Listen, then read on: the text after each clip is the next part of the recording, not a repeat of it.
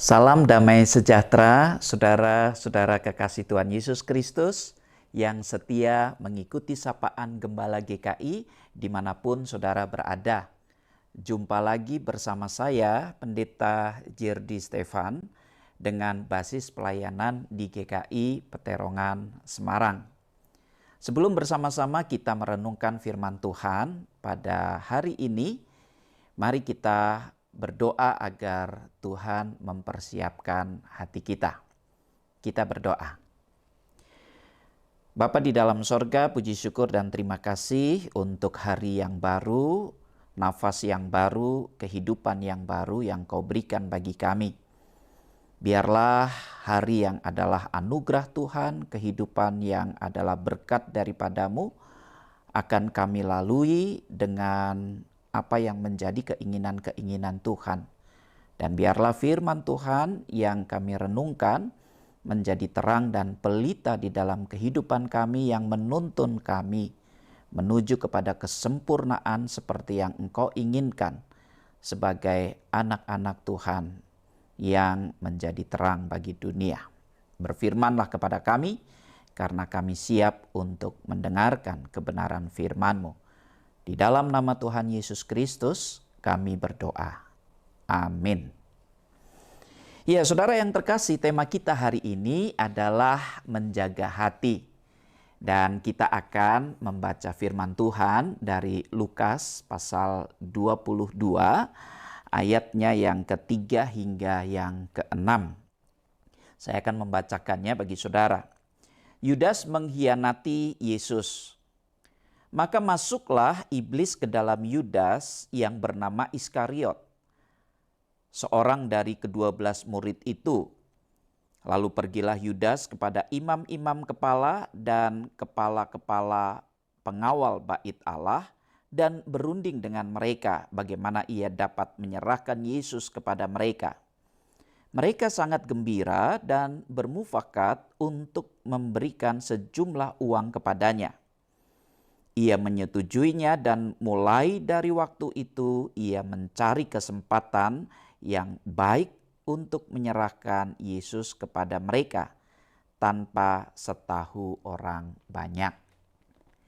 Ya, saudara yang kekasih, Tuhan Yesus pernah mengingatkan kepada para murid-Nya tentang kegelapan di dalam diri manusia.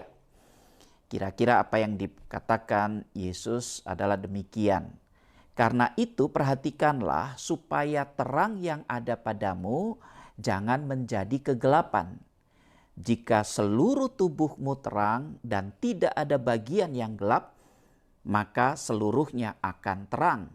Sama seperti apabila pelita menerangi engkau dengan cahaya.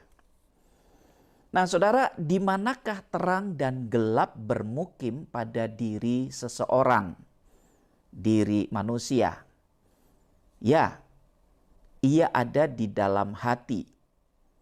Hati sangat penting karena hati merupakan pusat perasaan, pusat keinginan, pusat pemikiran, dan pusat kehidupan kita. Nah, ketika hati itu dikuasai oleh kegelapan, maka tentulah seluruh hati kita dan diri kita adalah gelap. Dan siapakah sumber kegelapan itu sendiri? Tidak lain adalah iblis. Maka tidak heran dalam bacaan kita disebutkan ya di dalam pasalnya yang ketiga itu. Maka masuklah iblis ke dalam Yudas yang bernama Iskariot, seorang dari ke-12 murid itu. Dan lalu pergilah Yudas kepada imam-imam kepala dan kepala-kepala pengawal bait Allah dan berunding dengan mereka. Bagaimana ia dapat menyerahkan Yesus kepada mereka.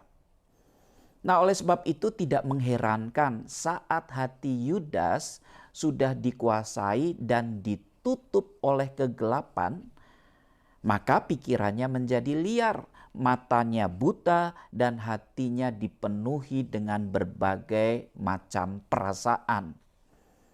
Perasaan-perasaan itu seperti panas hati, iri hati, makan hati, berat hati, tinggi hati, buta hati, sakit hati, keras hati, kecil hati, panas hati. Banyak kan?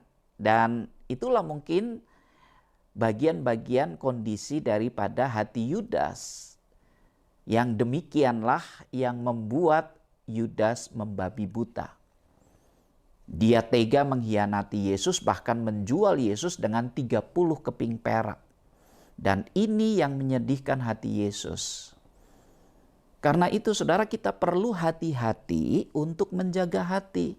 Urusannya bisa panjang kalau orang sudah sakit hati. Masalah sepele bisa menjadi perang saat panas hati menguasai. Kebencian dan permusuhan bisa timbul jika ada tinggi hati. Perselisihan bisa menjadi memanas akibat keras hati. Dan supaya itu semua tidak terjadi, saudara, hendaklah kita pintar untuk menata hati. Hati sangat penting. Karena sekali lagi hati merupakan pusat perasaan dan pusat kehidupan kita. Hidup saudara dan saya akan tertolong ketika kita belajar menjaga hati kita. Kita tidak akan mudah sedikit-sedikit sakit hati, makan hati, dan terperdaya karena sudah terlanjur jatuh hati. Saudara, ada banyak hal yang kita lakukan berkaitan dengan menjaga hati. Seperti berdoa dalam hati agar diberi kebijakan menjaga hati. Merenungkan dalam hati firman Tuhan dengan menyimpannya di dalam hati. Serta memutuskan dan merencanakan sikap dalam hati berdasarkan firman tersebut. Ketika semua itu dilakukan, kita akan bisa bernyanyi dalam hati dengan penuh sukacita. Saudara, banyak orang yang pintar menjaga mobilnya, pandai merawat kebunnya, ya, dapat juga memelihara hewan kesayangannya dengan baik. Namun, kadangkala mereka lupa hatinya tidak dirawat dan tidak dijaga. Mereka lupa untuk memelihara hatinya. Hasilnya apa? Ketika hati itu tidak dipelihara dengan baik, mungkin mukanya menjadi jutek, wajahnya terlihat tegang, galaknya menjadi kebangetan begitu, dan sulit tersenyum bahkan tertawa. Ada apa dengan orang-orang seperti ini? Ya, karena ada hati yang tidak terpelihara, hatinya terluka, sehingga sedikit gesekan saja membuatnya meronta-ronta. Dan itulah kisah daripada Yudas, sehingga dia pada akhirnya mengkhianati Yesus. Karena hatinya sudah tidak benar, hatinya sudah gelap, hatinya sudah tidak tertata dengan baik dan tidak dikuasai dengan baik. Bagaimana dengan hati saudara pada hari ini? Apakah Anda juga telaten untuk menjaga hati, merawat dan memberikan vitamin firman Tuhan sebagai firman kehidupan untuk hati saudara setiap hari? Yuk, hari ini kita harus mulai merawat hati kita dengan baik agar kita tidak jatuh ke dalam hal-hal yang membawa kita kepada kegelapan dan menimbulkan sejumlah persoalan-persoalan, tindakan-tindakan yang pada akhirnya membuat kita berdosa atau bahkan membuat diri kita mengkhianati Tuhan ataupun membuat Tuhan menjadi sedih atas sikap dan tindakan kita. Saudara, selamat merawat hati saudara pada hari ini dan menjaga dengan baik seterusnya hati saudara. Tuhan memberkati. Amin.